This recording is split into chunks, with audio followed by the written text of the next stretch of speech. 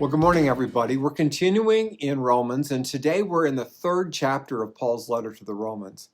In this first part of the chapter, Paul is actually picking up where he left off yesterday from the end of chapter 2. Remember how he is talking to his own people, the people who were born into the Jewish faith. But, as we discovered yesterday, it very easily translates to us who are not Jewish. Yesterday, it even seemed that he was arguing that it might actually be a disadvantage to be born Jewish. And that's where we pick up today, chapter 3, verse 1. He says, "Then what's the advantage of being a Jew? Is there any value in the ceremony of circumcision? Yes, there are great benefits. First of all, the Jews were entrusted with the whole revelation of God. True, some of them were unfaithful, but just because they were unfaithful does not mean God will be unfaithful. Of course not. Even if everyone else is a liar, God is true.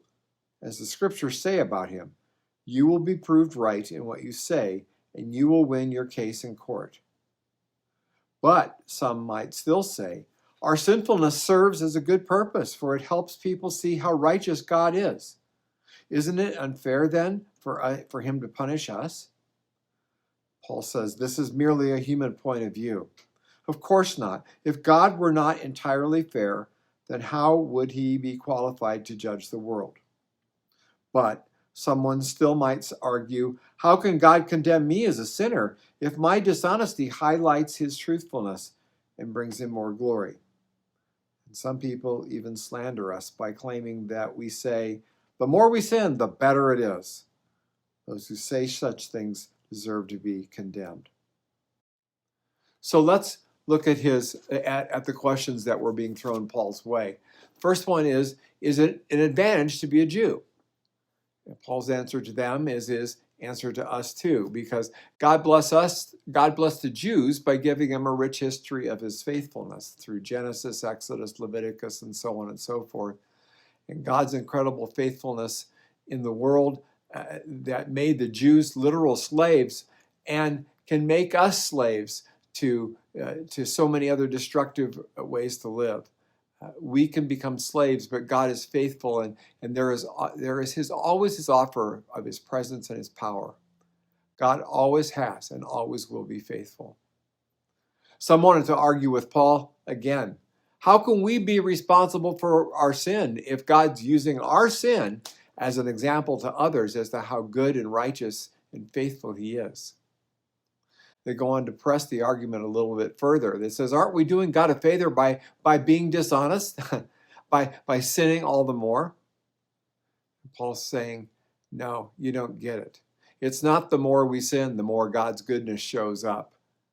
This is all a part of Paul's explanation. He wants us to understand how much we need God. Psalm 14 he quotes, he says, no one is righteous, not even one. No one is truly wise. No one is seeking God. All have turned away. All have become useless. No one does good, not a single one. Their talk is foul, like the stench from an open grave. Their tongues are filled with lies. Snake venom drips from their lips. Their mouths are full of cursing and bitterness, and they rush to commit murder. Destruction and misery always follow them. They don't know where to find peace. They have no fear of God at all. Well, Paul, in this quoting of the Old Testament, shows that it's always been God's message that all of us are guilty of sin, even to the Jewish people. Paul is asking us all to confront the hard truth. None of us are righteous. We can't find a right relationship with God on our own. We can't have peace with God on our own. But as we said yesterday, God wants our hearts. But the first need we have is to realize our need. We are all guilty.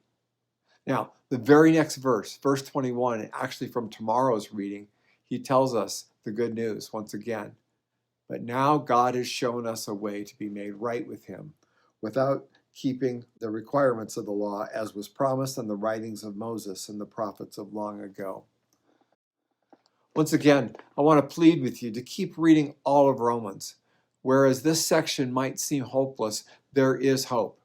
And Paul is just about to explain it. And it's hope beyond anything that we could ever dream of. And it's not just temporary, because it lasts forever. Yes, on our own, we are guilty in God's eyes. But He has made a way for us to be right, to have a right relationship with Him through Jesus. So keep reading and keep thanking God for His perfect plan in Jesus. Have an amazing day. If these devotional videos are helpful to you, subscribe to our channel and click the notification button so you know when we post a new video. And of course, please share them with others.